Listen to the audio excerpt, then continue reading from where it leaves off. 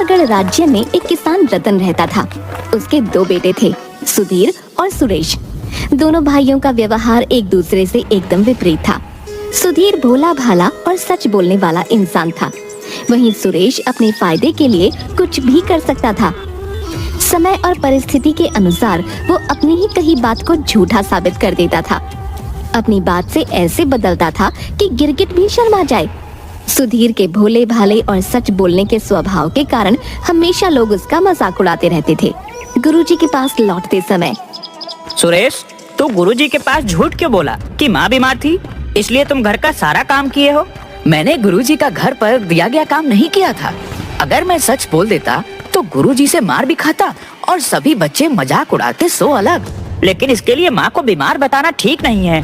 अच्छा, तो सच बोलकर मार खाना ठीक है क्या? हम वैसा काम ही नहीं करेंगे कि हमें झूठ बोलना पड़े। दोनों भाई अपनी अपनी बातों को सही ठहराते हुए घर आ जाते हैं। आ गए बेटा, चलो खाना खा लो, उसके बाद खेत पर जाकर पिताजी को खाना और दवा पहुंचा दो। माँ, मुझे ठंड लग रही है, सुधीर को भेज दो। ठीक है, तो तुम घर का सारा साफ सफाई का काम कर दो, सुधीर खाना और दवाई लेकर चला जाएगा। ठीक है माँ, मैं ही चला जा रहा हूँ पिताजी के पास। ये ले और खाना खाकर जल्दी जा, वैद्य जी ने कहा है कि समय पर दवा देनी है। सुरेश खाना और दवा लेकर खेत की ओर चल देता है। रास्ते में कुछ दोस्त मिल जाते हैं और सुरेश उनके साथ खेलने लग जाता है। इधर खेत में ठंड ज्यादा पड़ रही थी। रतन को भूख भी लगी थी, लेकिन घर से कोई खाना लेकर अभी पहुंचा नहीं था। रतन बहुत देर तक इंतजार करता है। उसके बाद पानी पीने के लिए बगल की नदी के पास जाता है। तभी उसके दिमाग में एक झटका लगता है और उसे पैरालिसिस मार देता है। वो वहीं गिर जाता है। थोड़ी देर बाद वहाँ सुरेश पहुँचता है। पिताजी, पिताजी आप कहाँ हो? आपके लिए खाना और दवा लाया हूँ। ओह, पिताजी किधर हो? बोलते क्यों नहीं? अरे ये आह की आवाज किधर से आ रही है? पिताजी, क्या आप ही बोल रहे हैं?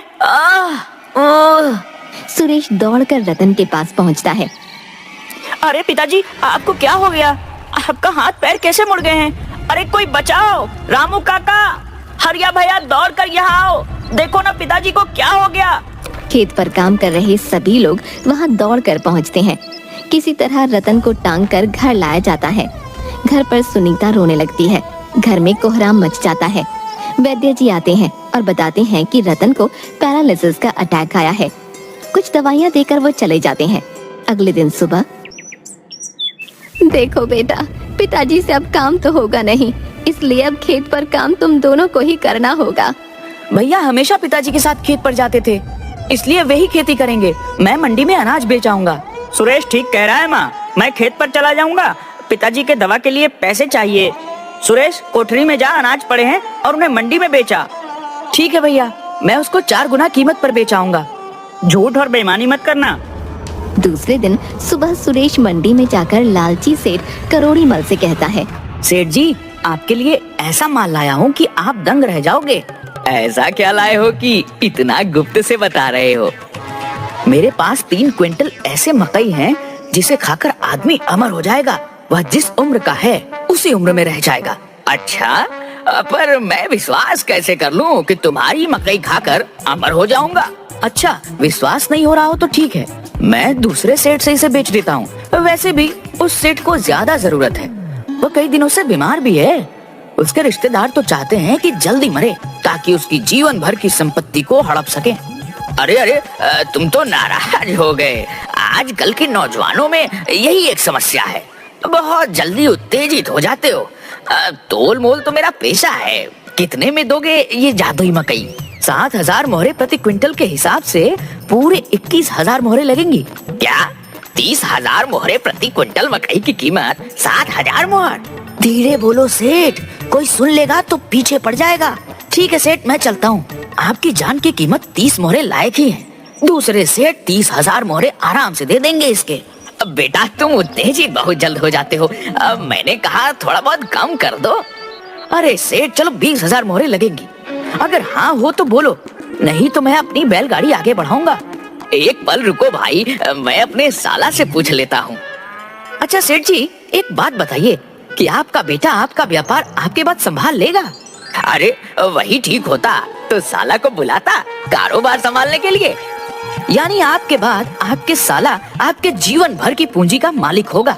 अच्छा, आपका साला मूर्ख है क्या बकते हो? वह व्यापार को दिन दुनी और रात चौगुनी बढ़ा सकता है। उसे हर नाफा नुकसान का ज्ञान है। तो वह चाहेगा कि आप अमर हो जाएं और वह जीवन भर आपके यहाँ नौकरी करे। नहीं नहीं, कभी नहीं चाहेगा। वो तो चाहता है कि कब मैं आंख बंद करूं और वह मेरे बेटे को बेदखल कर राज करे। ऐसा करो, तुम 20,000 मोहरे लो, मैं अपने आदमी से बोरिया उतरवा लेता हूँ। तुमने बहुत ज्ञान की बात बताई है। अब एक और ज्ञान की बात सुन लो सेठ जी, ये मकई जादुई है, ये किसी को पता नहीं चलनी चाहिए, नहीं तो कोई भी इसे चुरा लेगा और इसके जगह पर साधारण मकई रख देगा। और हाँ, एक एक दाना रोज इसमें से खाना है। सेठ करोड़ी मल से 210 मोहरों की मकई के बदले 20,000 मोहरें ठग कर सुरेश वापस अपने गांव चल देता है। इधर सुधीर अपने खेत पर हल चला रहा होता है। तभी उधर से जग्गी किसान आता है। अरे बेटा सुधीर, मैं जरा अपने बेटे को नानी के घर पहुंचाने जा रहा हूँ, तुम मेरा खेत जोत दो। ठीक है काका, आप जाओ, मैं आपका खेत जोत दे रहा हूँ। उधर सुरेश मंडी से लौट रहा था तो देखा कि सुधीर जग्गी काका का खेत जोत रहा है। अरे भाई, तू यहाँ क्यों काम कर रहा है? अपने खेत का काम पूरा हो गया क्या? नहीं भाई, वो जग्गी काका अपने बेटा को नानी घर छोड़ने गए हैं। उन्होंने कहा है कि पहले मेरा खेत जोत देना। अरे भाई, वो तो अपना काम करने गया हुआ है और तू यहाँ अपना काम छोड़कर उसका काम कर रहा है। शाम हो गया है, चला बैलगाड़ी पर बैठ, घर चलते हैं। दोनों बैलगाड़ी पर बैठकर घर चल देते हैं। अरे ये बैलगाड़ी पर मिठाइयाँ और जलेबियाँ किसकी हैं? इतने सारे नए कपड़े कहाँ से आए? अरे इसमें मेरे, तुम्हारे, माँ और पिताजी के लिए कपड़े हैं। उस पतीले में मिठाइयाँ हैं। तुमने अनाज बेचकर शौक के सामान खरीद लिए।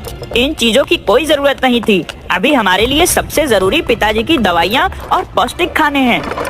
अरे भैया, मैं दवा भी लाया हूँ। वैद्य जी के घर होते हुए आया हूँ। पूरे महीने का दवा लेकर आ रहा हूँ। 120 मोहरे वैद्य जी को देकर आ रहा हूँ। दोनों बातें करते हुए घर पहुंच जाते हैं। माँ सुनीता बाहर ही खड़ी दोनों का इंतजार कर रही थी। अरे सुरेश, तुम तो मंडी गए थे ना, फिर ये सुधीर कहाँ मिल गया तुम्हें? माँ, मैं मंडी से लौट रहा था तो देखा कि भैया अपना खेत छोड़कर जग्गी काका के खेत जोत रहा था। फिर मैं इसे गाड़ी पर बिठा कर ले आया। क्यों सुधीर, अपना काम छोड़ दूसरे का काम क्यों कर रहा था?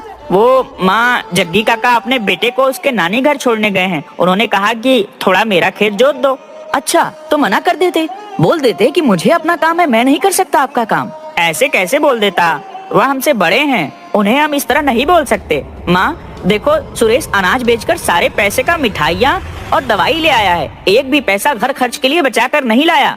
ये पूरा सामान तो लगभग 500 मोहरों का लग रहा है। सुरेश सच सच बता, तूने ये पैसे कहाँ से लिए? कसम से माँ, मैं ये सारा सामान अनाज बेचकर ही लाया हूँ और यह 1500 मोहरे भी मेरे पास बचे हैं। सुरेश बताता है कि किस तरह लालची सेठ को उल्लू बनाकर वो 20,000 मोहरें ऐंठ कर लाया है। सुधीर सुरेश को समझाता है कि ये बहुत बुरी बात है, कल जाकर वो उसकी मोहरें वापस कराए। उधर राजा का रसोइया सेठ करोड़ी मल के यहाँ राशन लेने जाता है और मकई की वही बोरियों को गाड़ियों पर लादने को कहता है। महाराज जी, ये 3 बोरियां छोड़कर आप कोई भी मकई की बोरियां हमारे दुकान में से ले सकते हैं, पर मैं ये आपको नहीं दे सकता। अच्छा, तो अच्छी गुणवत्ता वाली मकई अपने लिए और राज्य के मालिक राजा के लिए सामान्य मकई की बोरी। देखो सेठ, कान खोलकर सुन लो, राजन के लिए यही मकई जाएगा। चाहे जो कुछ हो जाए, मैं ये बोरियां नहीं दे सकता।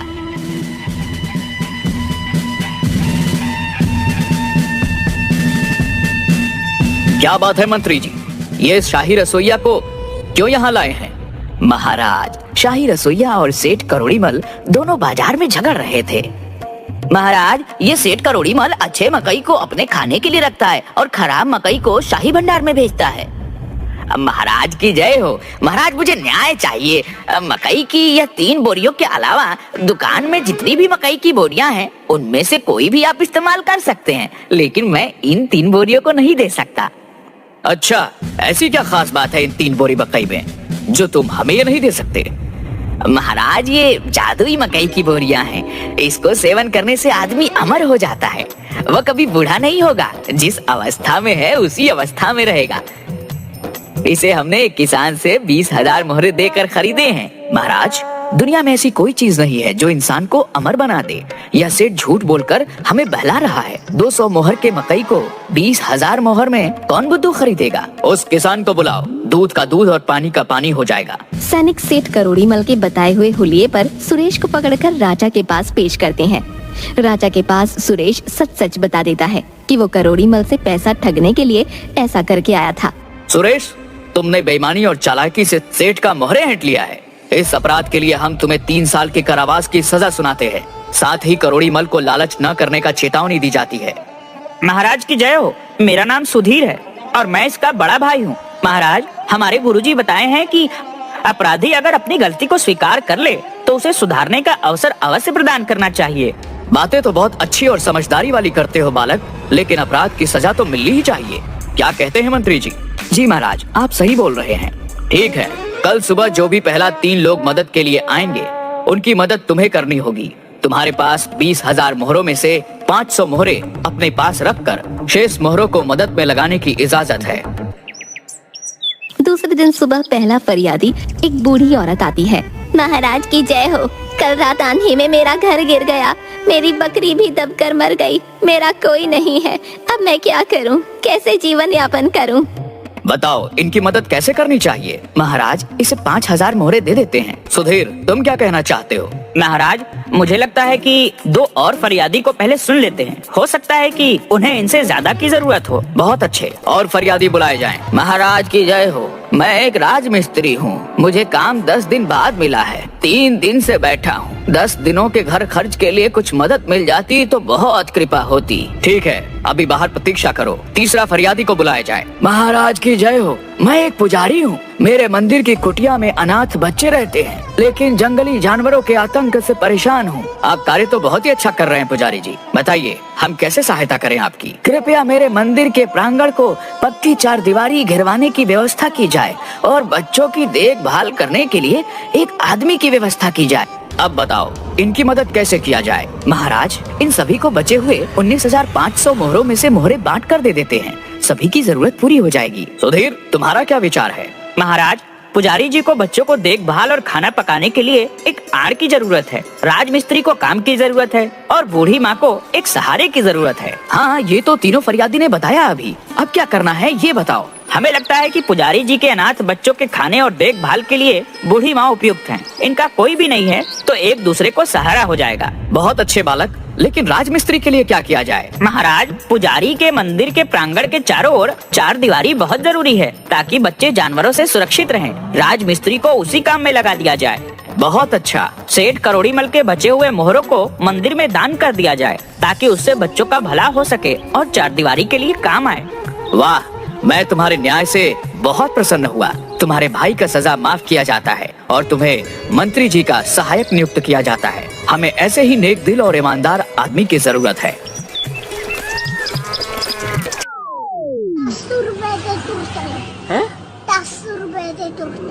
10 रुपए दे? की चीज है?